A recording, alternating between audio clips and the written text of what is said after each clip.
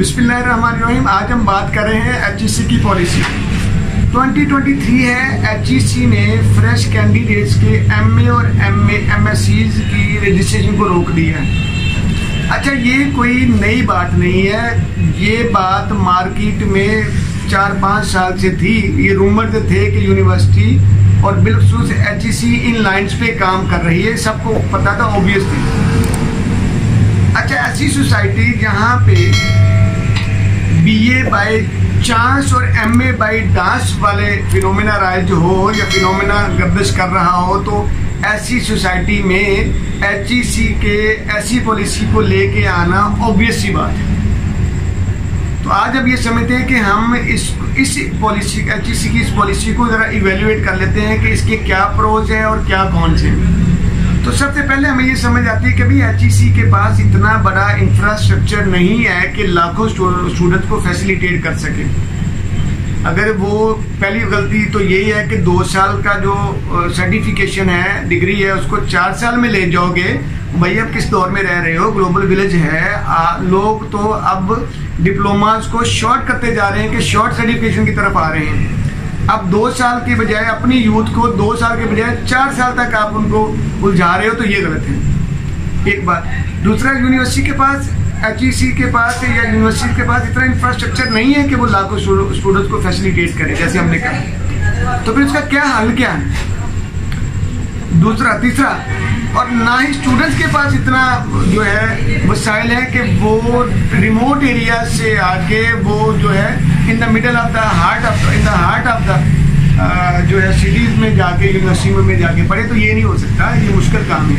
वो बेचारी खवातीन जिन्होंने रिमोट एरिया से होना होता है, वो ओपन यूनिवर्सिटी के या एनुअल सिस्टम के एग्जाम को देने के लिए वो बेचारे उनको लाले पड़े होते हैं कि भी कोई उनको पहुंचाने वाला, उनको ट्रांसपोर्ट देने वाला बंदा नहीं होता। ये हम इसी सोसाइटी में रहते हैं, हमें पता क्या हो रहा है। ठीक है, तो भाई दोनों it is to make play, तो ताली दोनों हाथों से बज रही है। उधर भी मसला है, यूनिवर्सिटी के पास फैसिलिटीज देने के लिए इंफ्रास्ट्रक्चर नहीं है, ये बात ऑब्वियस है। और स्टूडेंट्स के पास भी भाई अर्निंग एंड लर्निंग टुगेदर करनी है, तो कहाँ से होंगे वसाइल? जॉब लेनी है 9th स्केल की और आपको एमए चाहिए, तो एमए के लिए तो फिर आपको वैसा ही एमए चाहिए जो 9th स्केल के लिए चाहिए होगा। तो इसलिए भाई ये पहली बात ये है कि दोनों तरफ से लूप होल्स हैं, इन दोनों को एड्रेस किया जाना चाहिए। अच्छा, तीसरी बात हमें समझ आती है कि जिस लेवल का एमए हम करवा रहे हैं वो सबको पता है। जो मैंने कहा ना एमए बाय डांस, वो डांस ही हो रहा है।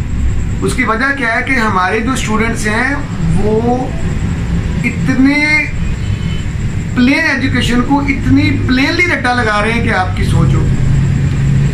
यही वजह है कि हमारे जो स्टूडेंट्स हैं वो चूंकि वो मास्टर कर चुके होते हैं, प्लेन एजुकेशन होती है, उन्होंने प्लेनली रट्टा लगाया होता है, वो अपने मास्टर किए हुए सब्जेक्ट में भी मास्टर नहीं होते। तो फिर उनके पास क्या है? बेरोजगारी ही बचती है। या आ जाके बहुत कोशिश करेंगे तो कहीं छोटी बड़ी एकेडमीज में, छोटे बड़े कॉलेजेस में पढ़ाना शुरू कर देंगे। यही है, यही इसी वजह से आप देखें सोशल मीडिया पे आजकल बहुत सारे टीचर्स का बेचारों का ये बवेला है, उनका एक दुखड़ा है कि दी ये एचईसी ने बैन लगाया तो बहुत सारे रोजगार खराब होने जा रहे हैं। ठीक है ना? तो भाई प्लेन एजुकेशन को प्लेनली रट्टा लगवा के अगर आप ये समझते हो कि ये लोग तरक्की करेंगे, तो ऐसा नहीं होगा। तो इसका एक ही तरीका जो हमें समझ आता है वो किया जा सकता है, वो बड़ा ऑब्वियस है। HEC on the level of universities simply क्या कर सकती है कि इनको इवेल्युएशन का क्राइटेरिया जो है ना वो जरा स्ट्रिक्ट कर दे, जैसे एमए इंग्लिश में होता है। एमए इंग्लिश में ऐसा कभी नहीं हुआ कि स्टूडेंट ने पढ़ा कम हो और वो जो है वो गो थ्रू कर जाए, वो पास हो जाए, ऐसा होता ही नहीं। उसकी वजह क्या है कि एमए एजुकेशन में थॉरोली पढ़ना पड़ता है। 1-2 और एमए जिसमें थॉरोली पढ़ना पड़ता है। तो प्लीज एचईसी और यूनिवर्सिटीज इन लाइन्स पे काम कर सकती हैं कि भाई अपनी जो है वो मार्किंग है, इवेल्युएशन का क्राइटेरिया है, वो स्ट्रिक्ट कर दें। जब लोग यहाँ से ऑटोमेटिकली जो है वो छाने जाएंगे, यहाँ पे रुक जाएंगे, उनको पता हो गया पढ़ेंगे तो आगे चलेंगे ना, तो दिल भी ओके।